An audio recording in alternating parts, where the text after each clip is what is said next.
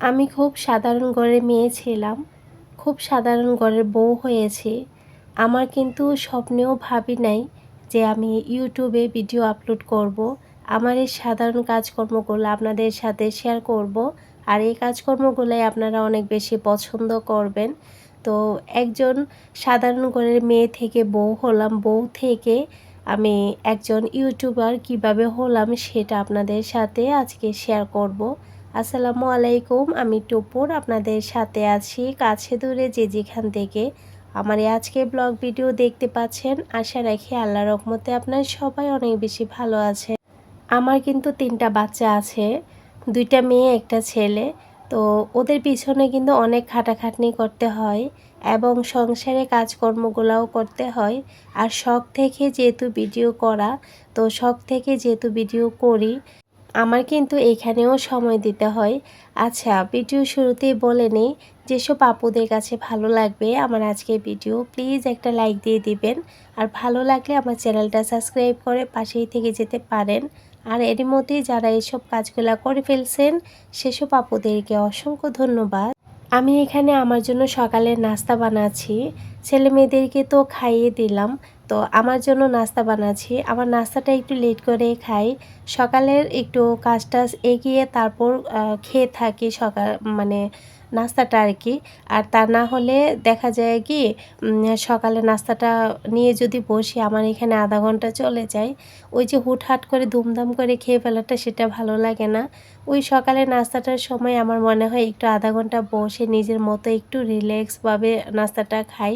তো তাড়াহুড়া করে খেতে ভালো লাগে না। তো তারই মাঝে আমি নাস্তাটা করে নিয়েছি, তারপর হচ্ছে এই যে আমি একটু হাতগুলা পরিষ্কার করে নিয়েছি। আর আমরা সারাদিন দেখবেন সংসারে ব্যস্ত থাকতে থাকতে নিজেদের যত্ন নিতেই ভুলে যাই। তো হঠাৎ করেই লেবুর খোসাগুলা ছিল, তো ভাবলাম আর কি একটুখানি হাতগুলা একটু ঘষে নেই। তো এইভাবে কিন্তু অনেকেই চিনি দিয়েও কিন্তু ঘষে নিতে পারেন, আবার এমনিতেও কিন্তু ঘষে নেওয়া যায়।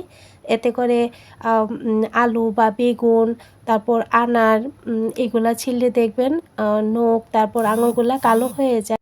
আর এই কালো কালো ভাবটা কিন্তু পরিষ্কার হয়ে যায়। তো আমিও এটা করলাম আর কি। তো এইখানে কিছু পুঁইশাক আমাদের নিচে হয়েছিল, আম্মা বলল যে এগুলা বউ উঠাইয়ে দেয়, তো রান্না করে ফেল, মানে শাক রান্না করার জন্য।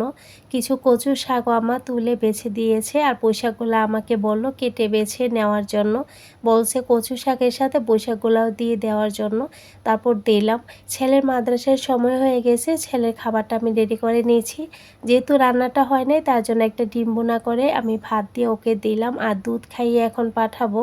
বাংলা ম্যাম ওকে পড়িয়ে গেল, আর ওর বিকেলের নাস্তাটাও রেডি করে নিয়েছি। এখন দুধ খাইয়ে ওকে মাদ্রাসায় দিয়ে আসবো, তারপর আমি শাকটা রান্না করব, বেগুনটা ভাজি করব। এই ফুল ভাজিটা কে কে খেয়েছেন? ছোটবেলা থেকে আমার খুবই প্রিয় এই ফুল ভাজিটা। আমার ফুফু করতো, আমার আম্মা করতো, বেশিরভাগ আমার ফুফু করতো। একদম ঝাল ঝাল করে, আমার কাছে অনেক বেশি ভালো লাগে। তো এখনও কিন্তু বেগুন যদি আমাদের বাসায় বেশি থাকে তাহলে আমি করি। এটা আমার মার গাছের বেগুন। আচ্ছা, আমি কিভাবে ইউটিউবে আসলাম সেটা বলি। আমার কিন্তু ইউটিউব সম্বন্ধে কোনো ধারণাই নেই। আপনাদের ভাইয়া তো আগে বিজনেস করতো।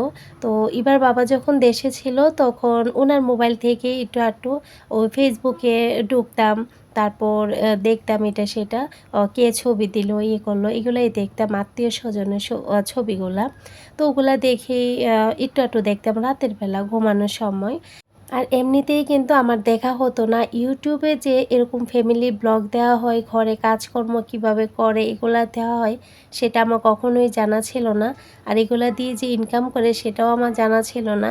তো আমি কিন্তু জানতাম যে নাটক, ছবি, তারপর মানে এগুলাই দিত, এগুলাই ইউটিউবে থাকে। কিন্তু এই যে এরকম আমাদের মতো সাধারণ ঘরের ব্লগ ভিডিও যে শেয়ার করা হয় ছোট ছোট আকারে, তো সেটা আমার জানা ছিল না। তো আপনাদের ভাইয়া যখন বাহিরে গেল তখন তো যে টাচ মোবাইল তো আমার হাতে আছে, আর এমবি তো আমার রাখতেই হতো। তারপর ওই যে বার্ষিক পরীক্ষার পর প্রত্যেক ডিসেম্বরে তো আমাদের বাড়িতে যাওয়া হয়। তো আমার 2 নাম্বার বোনটা না, ওকে দেখে কি যেন দেখে, তো ওই সারাক্ষণেই দেখে ও মোবাইলে দেখে। তো ও বলতেছে আপা এরকম এরকম আর কি। তো আমাকে বলল যে আপা খুব সুন্দর করে সাধারণ করে এরকম আলুর ভর্তা, ডাল করতেছে, ঘরের ভিডিওগুলা শেয়ার করে। তো তখন ওর মাধ্যমে আমি একজন বড় একজন ব্লগারের ব্লগ দেখি। তারপর থেকে ওই যে আমার মোবাইলে ওর থেকে নামটা নিলাম, নিয়ে দেখতে দেখতে তো একজনের ব্লগ যেহেতু দেখি তো অন্যান্য আপুদেরও ব্লগ আসতো। তো দেখতাম, দেখতে দেখতে এমন আগ্রহ হইছে যে উনি যা করে আমিও তো করে তাই করি। হয়তোবা ঘরেরই একটু ডিফারেন্স আছে যে উনি হয়তোবা একটু হাই লেভেলের, আমি একটু কিন্তু ঘুরে ফিরে কাজ তো একই। আমি আমার কাজগুলো শেয়ার করব।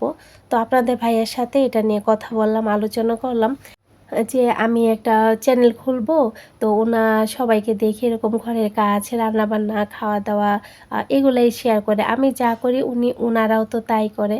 আপনাদের ভাইয়া তো মোটেই রাজি না, না এসব করা যাবে না, এসব করা ভালো না, এটা সেটা। তারপর আমি বললাম, আচ্ছা এই যে ক্যামেরার সামনে না এসেও তো কাজ করা যায়।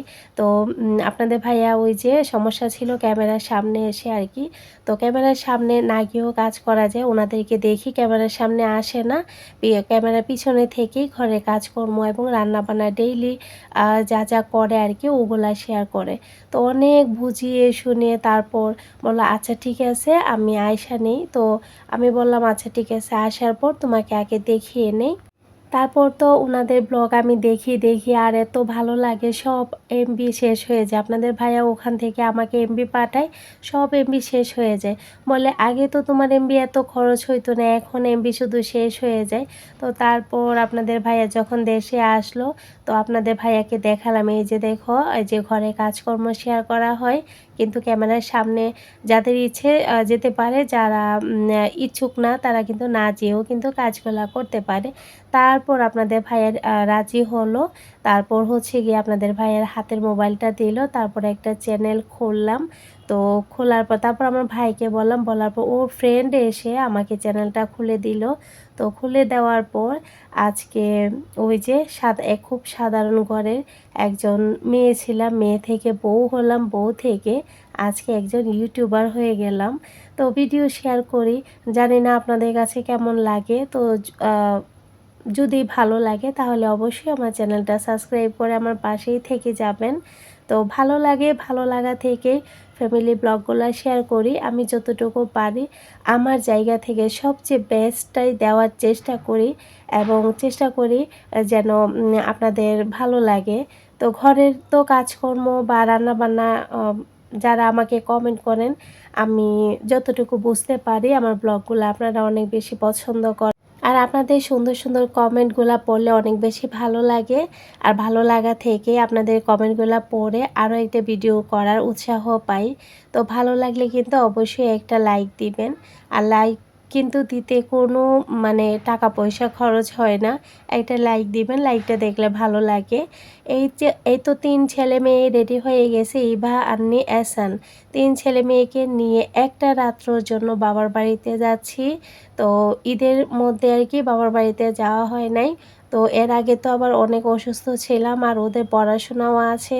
বাবার বাড়ির একেবারেই পাশে ওদের প্রাইভেট আছে, তার জন্য দেখেন ৩ জনের কাঁধেই ব্যাগ আছে।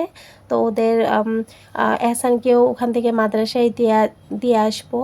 আর এদিকে দেখেন ইভানেরও ব্যাগ নিল, কারণ বিকেলবেলা ওদের প্রাইভেট আছে। আর এই তো দিন পর তো পরীক্ষা আছে, এখন বন্ধও করা যাবে না।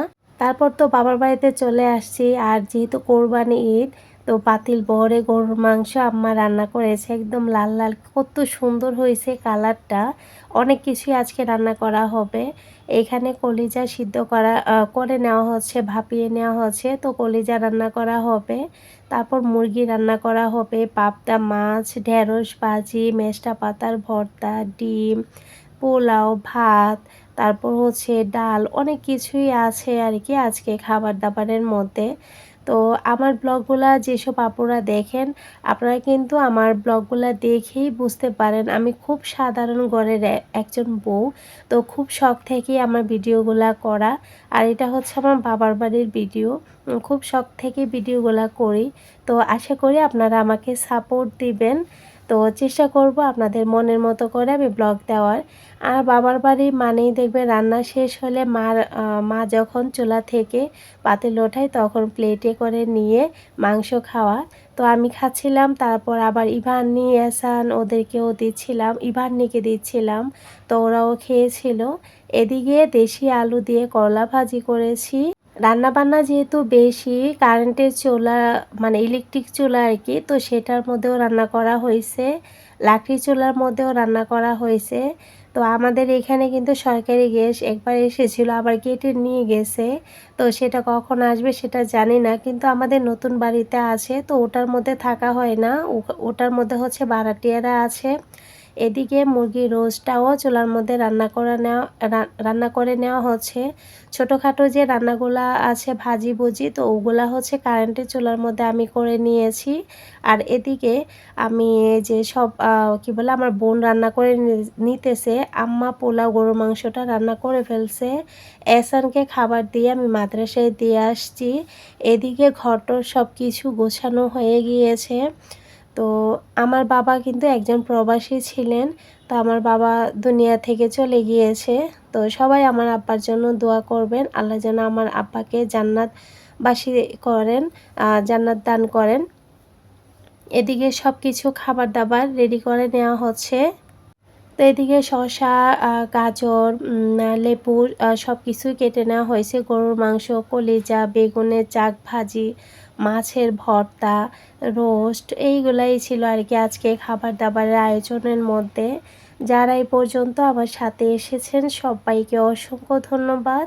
ভুল ত্রুটিগুলা ক্ষমা সুন্দর দৃষ্টিতে দেখবেন। সবাই অনেক বেশি ভালো থাকবেন, আমাদের জন্য দোয়া রাখবেন। আজকের ভিডিওটা কেমন হয়েছে সেটা জানি না, ভালো লাগলে অবশ্যই একটা ছোট্ট করে কমেন্টের মাধ্যমে আমাকে জানাতে পারেন। তো এইখানে বড় মাছ এবং ছোট মাছ দুইটাই কিন্তু রান্না করা হয়েছে। বড় মাছগুলো ফ্রাই করা হয়েছে, উপরে পেঁয়াজ ভেজে দেওয়া হয়েছে।